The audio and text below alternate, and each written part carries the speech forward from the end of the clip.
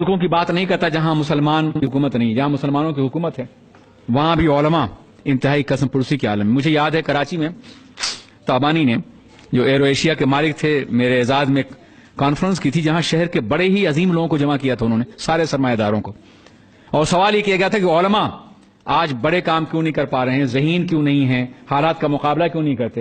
میں نے کہا یار جن بچوں کو صدقے اور زکوٰۃ کے نام پہ پالتے ہو تمہاری کلائی تھام کر کے تمہیں برائی سے نہیں روک سکتا ہے.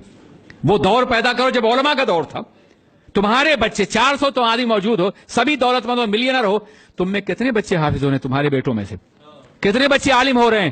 ہم جن بچوں کو پڑھاتے کم ہیں، پالتے زیادہ ہیں. وہ جو کر رہے ہیں وہی بہت بڑی بات ہے. اورنگزیب کے زوال کے بعد اگر بر صغیر میں اسلام محفوظ ہے تو علماء کی محنتوں کی بنیاد پر. تمہاری پیشانیوں میں اگر سجدہ ہے، تمہارے دلوں میں اگر ایمان ہے تو انہی چٹائی اور پٹائی کو علماء کی بنیاد پر ہے، جنہوں نے زحمتیں اٹھائیں، تکلیفیں برداشت کی اور انہوں نے اپنے دین کا کام کیا. احسان مانو ان کا. اور اگر تم چاہتے ہو کہ انقلاب لانے والے علماء پیدا ہوں تو ایسے علماء پیدا کرو جو جنگ آزادی سے پہلے کے علماء تھے، جو بڑے بڑے مناصب پر تھے، دولت مند لوگ تھے، سرمایہ دار لوگ تھے، جن کو بادشاہ وظیفہ دیا کرتے تھے. تو وظیفوں کا دور بھی ختم ہو گیا تھا. اب کیا ہو رہا تھا؟ ایک کتاب لکھی تاریخ کی کسی نے، نام نہیں لوں گا بے ادبی نہ ہو جائے، اور اس کو لے کر کے دربار عالیہ رامپور میں وظیفہ جاری کر دیے. وظیفہ جاری ہو گیا. ایک کتاب لکھی فلسفے پر ایک پروفیسر نے، دربار عالیہ نظام آباد میں حاضر ہوا، وظیفہ جاری کر دیا. ایک کتاب لکھی کسی نے تحقیق کی بنیاد پر، حیدرآباد گیا، عثمان علی خان نے وظیفہ جاری کر دیا. ایک یا دو کتاب لکھی کسی نے، یہ سب تحقیق ہے، اور وہ رامپور گیا، وظیفہ جاری کر دیا گیا.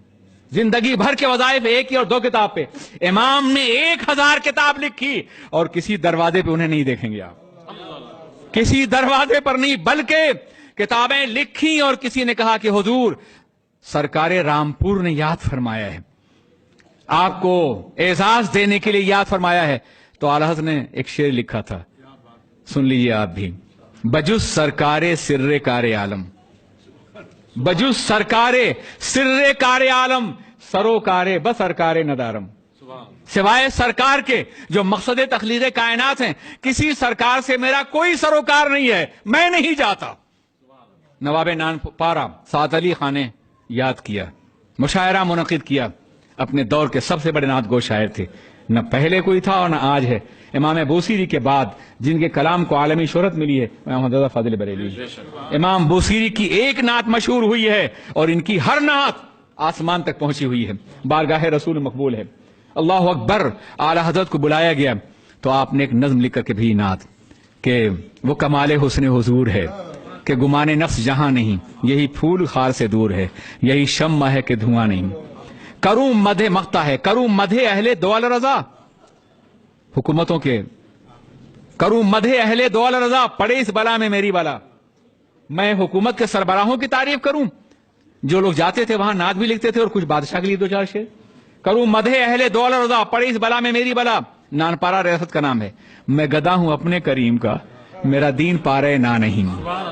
یہ لکھ کر کے بھیج دیا اور بادشاہ نے اسے اپریشیٹ کیا. میں گدا ہوں اپنے کریم کا، میرا دین پارے نہ نہیں. یا رسول اللہ میں گدا. سید الاولین سید الاخرین، وہ ہے میرا نبی، وہ ہے میرا نبی. تجھ سا کوئی نہیں، تجھ سا کوئی نہیں.